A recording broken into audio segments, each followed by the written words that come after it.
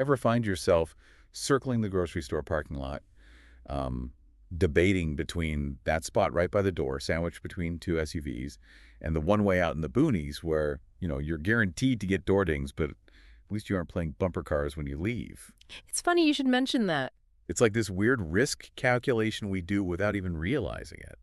It's true. And in a way, it's kind of how we navigate the digital world too, right? Like every time we go online, we're facing our own set of risks, which is really what we talk about with cybersecurity, safeguarding our, what is it, digital lives. And it's not just our gadgets. Yeah. It's everything we do online, sharing a funny video, checking our bank accounts. Yeah, Cybersecurity, it like touches everything these days. absolutely. And what makes it really interesting is that it's always changing. Oh, tell me about it. New tech, new opportunities, but also new, well, new ways for things to potentially go wrong. Right, like a constantly shifting maze. And that actually brings us to what we're really diving into today, Hmm. the whole concept of risk. I gotta say, before digging into all this stuff you sent over, risk, I don't know, it always felt kind of abstract to me. I do it. Something you couldn't really put your finger on. Yeah, it's a common thing for sure. People often think about risk in this vague way, like, oh, something bad might happen. But honestly, it's way more interesting than that once you kind of, peel back the layers. Okay, now you've got me intrigued. So let's unpack this whole idea of risk, especially when it comes to cybersecurity. Yeah. What were some of the key things you found in the stuff our listeners sent in? Well, that first source, it really lays the groundwork well. It stresses that cybersecurity, it's not just for the techies out there. Right, right. It's for everyone, whether you're, I don't know, prepping for that big meeting or catching up on work emails or even just, scrolling through social media. Understanding cybersecurity basics, it's essential. So no matter what, we're all in this together. We're all facing some level of risk in this digital world. But how do we move beyond just those vague feelings of, oh, something bad might happen, to really understanding what cybersecurity risk actually is? So no matter what, we're all in this together. We're all facing some level of risk in this digital world. But how do we move beyond just those vague feelings of, oh, something bad might happen, to really understanding what cybersecurity risk actually is? That's where it gets really interesting. One of the things, one of the sources you sent over, it talked about risk in a way that I thought was really helpful. Like, it's not just that something bad could happen. It's like, how likely is it? And then how big of a deal would it be if it actually happened? Okay, so it's not just if it could go wrong, but how likely it is and how bad the fallout would be if it did. Exactly.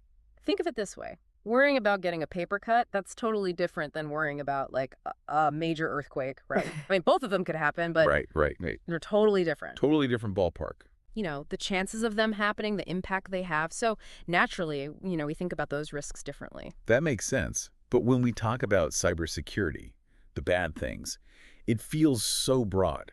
It could be anything from, someone stealing your identity to some big corporate espionage thing. How do you even begin to define the likelihood or the impact of something when it's that, I don't know, multifaceted? Yeah, no, you're hitting on a really important point, and one of the sources you sent had this great analogy about a bank trying to figure out how likely it is that they're going to get robbed. Okay, I'm listening. Yeah.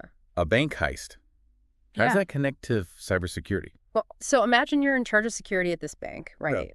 And if someone robs the place, I mean, that's a huge deal. You're talking massive financial hit, not to mention the PR nightmare. But how do you even begin to figure out how likely that is to actually happen? Well, I guess you'd start by thinking about how good the criminals are who might be trying to rob you. Right. A bunch of amateurs, that's totally different from a super organized cybercrime ring. Bingo. And that's what we call adversary capability. Basically, how good are the attackers? The better they are, the more likely they are to get away with it. But that's just one part of it.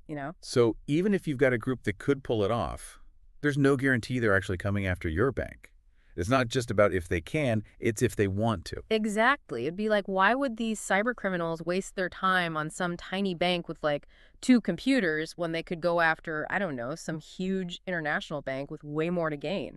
So motivation is key. Okay, this is starting to feel like a digital version of Ocean's 11 here. We've got the skilled criminals, we've got the target. Who's the Danny Ocean mastermind we need to worry about? Yeah. I love it. But we can't forget about the third part of all this. Okay, what's that? Vulnerability severity. So That's like how weak is the bank's security system, right? The things these criminals could actually take advantage of. I'm picturing outdated alarm systems, maybe a loose brick in the wall.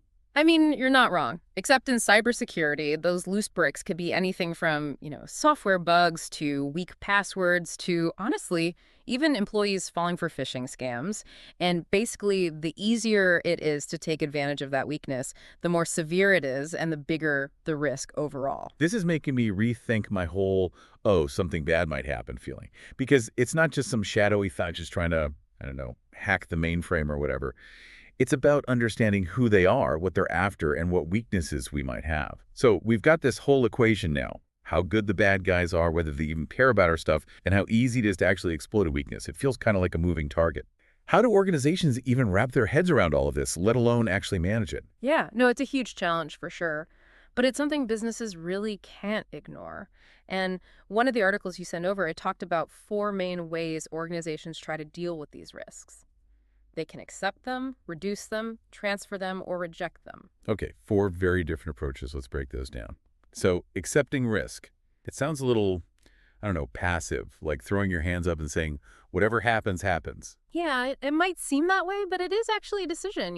It's often about weighing the costs and benefits. Like sometimes trying to protect yourself from a risk costs more than it would if the bad thing actually happened. So it's like saying, we know about this weakness, but fixing it just isn't worth it right now. Exactly. Or maybe the chances of someone actually exploiting it are so slim, it's just not a big deal. But obviously, to make that call, you need to really understand what we're dealing with. Right, for sure. But I can't imagine many organizations are content to just accept these risks, especially in cybersecurity where everything is changing so fast. So what about reducing risk? What does that involve? So that's all about being proactive, right? Trying to make it less likely that you'll get hit with a cyber attack in the first place. Or at least making sure that if you DO get hit, the damage isn't as bad. Okay, so like building up your defenses, Yeah, making yourself a less appealing target. exactly. Strong passwords, encrypting sensitive data, making sure your employees know how to spot a phishing scam, Yeah. all that good stuff. The harder you make it for those cyber criminals, the better. But even then, there's still a chance something could slip through. And that's where transferring risk comes in. So this is where the insurance companies enter the picture, right? Mhm. Taking on some of that risk for you. Exactly. Cyber insurance has become a big deal because, let's face it, Yeah, data breaches and all that, they can cost a company a fortune. absolutely. So having insurance can help cover those costs. Okay, so we've got accepting the risk. We can try to reduce it, or we can transfer it to someone else. That leaves us with rejecting risk. Yeah. Does this involve, like, going off the grid, no more internet for us, we're done? Huh. I mean, hey, if that works for you. But realistically, that's not an option for most organizations. Rejecting risk is more about saying no to certain activities that are just too risky. So, like, maybe a company decides not to launch a new product because the cybersecurity risks are just too high, even if it means potentially losing out on a bunch of money. Exactly. Or maybe they decide not to keep certain types of data on hand because the risk of someone stealing it is too great. It's all about weighing those pros and cons. This is making so much more sense now. But I imagine that how a company decides to approach these four options, accept, reduce, transfer, reject, every there, it's going to depend a lot on their specific situation, right? Like Mhm. what industry they're in, how big they are, how much money they have. For sure, for sure. And on top of all that, you've also got to factor in their risk appetite. Risk appetite. Like, are they a picky eater when it comes to risk? Huh.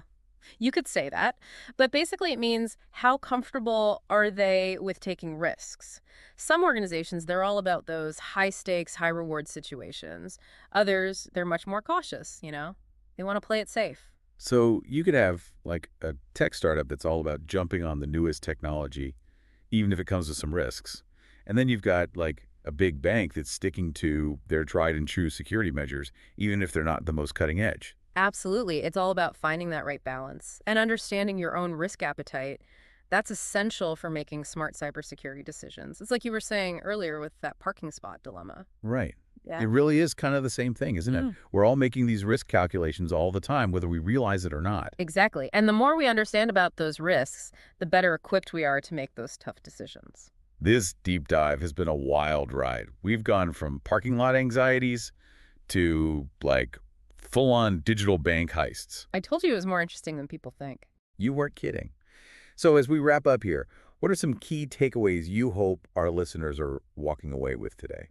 Well, I hope they have a better grasp on just how complex cybersecurity risk really is. Because it's not just about, stopping every single attack. It's about making smart choices based on all the information you have. And knowing that there's no magic solution, Yeah. right? It's different for everyone. Absolutely. Each person, each organization needs to figure out what works best for them, what level of risk they're comfortable with. And maybe the biggest takeaway of all, cybersecurity, it's not a one and done kind of thing. Yeah. It's an ongoing process. You got it. Yeah. Technology is constantly evolving, and so are the threats. We can't just rest on our laurels. We got to stay informed, stay proactive, and, yeah, be ready to adapt. Couldn't have said it better myself. And on that note, for our listeners who want to keep exploring this topic, we'll be sure to include some additional resources in our show notes. This has been great. Until next time, everyone, stay curious and stay safe out there. See you next time.